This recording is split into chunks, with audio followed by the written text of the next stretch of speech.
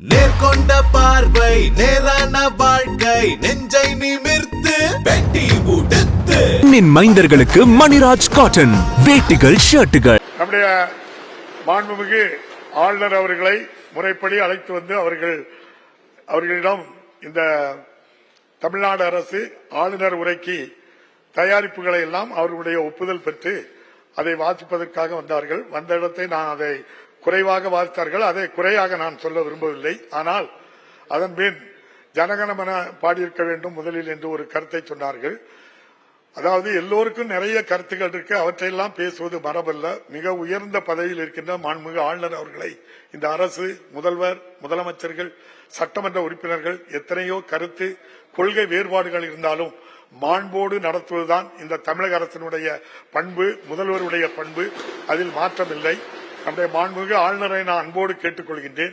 உங்கள் மனதில் இருப்பதை நீங்கள் சொன்னீர்கள். எங்கள் மனதில் இருப்பதை இவ்வளவு பெரிய வெள்ளம் புயல் ஏற்பட்டிருக்கின்றது, ஒரு பைசா கூட நிதி தரவில்லை. பல லட்சம் கோடி ரூபாய் நம்முடைய மாண்புமிகு PM கேர் ஃபண்டில் உள்ளது. PM கேர் ஃபண்டு இந்திய மக்களால் கணக்கெழுத முடியாத, கணக்கு கேட்க முடியாத பண்டில் இருந்தாவது ஒரு 50,000 கோடி ரூபாயை ஐயா வாங்கி தந்தால் நன்றாக இருக்குமே என்று நான் கேட்கலாமே. நீங்கள் சவார்கர் வழியில் வந்தவர்களுக்கும் கோட்சே வழியில் வந்தவர்களுக்கும் சற்றும் குறைந்தவர்கள் அல்ல.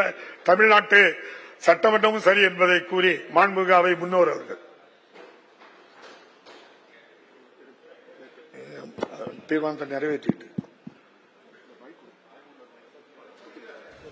மாண்புமிகு பேரவைத் தலைவர்களே, ஜனகணமன என்னதான் பாடுவார். தற்போது இந்த ஆண்டிற்கான முதல் கூட்டத்தொடரின் தொடக்கமாக சட்டமன்ற பேரவை மரபுகளின்படி மாண்புமிகு ஆளுநர் அவர்களின் உரை நிகழ்ந்துள்ளது. மாண்புமிகு ஆளுநர் அவர்கள் தனது உரையினை வாசித்த பின்னர் பேரவைத் தலைவராகிய தாங்களும் அரசு தயாரித்த உரையின் தமிழாக்கத்தினை அவையில் வாசித்தீர்கள். இது தொடர்பாக சட்டப்பேரவை விதி 17 தளர்த்தி பின்வரும் தீர்மானத்தினை இப்பேரவையில் முன்மொழிகிறேன். தீர்மானம்: 2024 ஆண்டிற்கான இந்த முதல் கூட்டத்தொடரில் தமிழ் மற்றும் ஆங்கிலத்தில் சமர்ப்பிக்கப்பட்ட ஆளுநர் உரை இந்த மாண்புமிகு மன்றத்திற்கு வழங்கப்பட்டபடியே அவை குறிப்பில் பதிவேற்றம் செய்ய வேண்டும் என்ற தீர்மானத்தை முன்மொழிகிறேன்.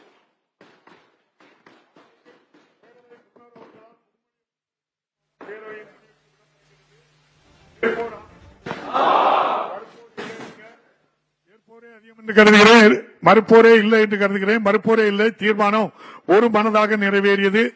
இன்று மாண்புமிகு சட்டமன்ற உறுப்பினர்களுக்கு கணினியில் பதிவேற்றம் செய்யப்பட்ட ஆளுநர் உரையின் ஆங்கிலம் மற்றும் தமிழில் அச்சிடப்பட்ட பகுதிகள் மட்டுமே அவை குறிப்பில் இடம்பெறும். வேறு எவையும் அவை குறிப்பில் இடம்பெறாது என்பதை தெரிவித்துக் கொள்கிறேன்.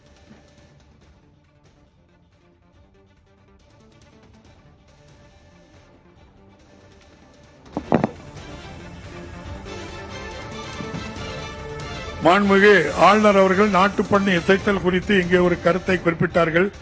அது தொடர்பாகவும் பின்வரும் விவரங்களை தெரிவிக்க கடமைப்பட்டுள்ளேன். நாட்டுப்பண்ணு இசைத்தல் குறித்து நம்முடைய மாண்புமிகு ஆளுநர் அவர்கள் எனக்கு கடந்த ஆண்டே கடிதம் எழுதி இந்த பிரச்சனையை ஏற்கனவே தீர்க்கப்பட்டுவிட்டது. ஆளுநர் உரை இன்றைய நிகழ்வு என்பது அரசமைப்பு சட்டம் உறுப்பு 176/1 கீழான மாண்புமிகு ஆளுநருக்கு உள்ள கடமை. அந்த கடமையை நிறைவேற்ற இன்றைக்கு மாண்புமிகு ஆளுநர் அவர்கள் இப்பேரவைக்கு வருகை தந்துள்ளார்கள். அது நிறைவேற்றப்பட்டு விட்டது. இப்பேரவை எப்போதும் மரபுகளை மதித்து பின்பற்றி வருகின்றது.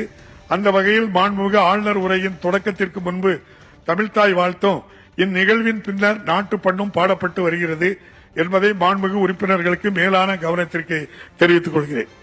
நேர்கொண்ட பார்வை நேரான வாழ்க்கை நெஞ்சை நிமிர்த்து வெட்டி உடுத்து மைந்தர்களுக்கு மணிராஜ் காட்டன் வேட்டிகள் ஷர்ட்டுகள்.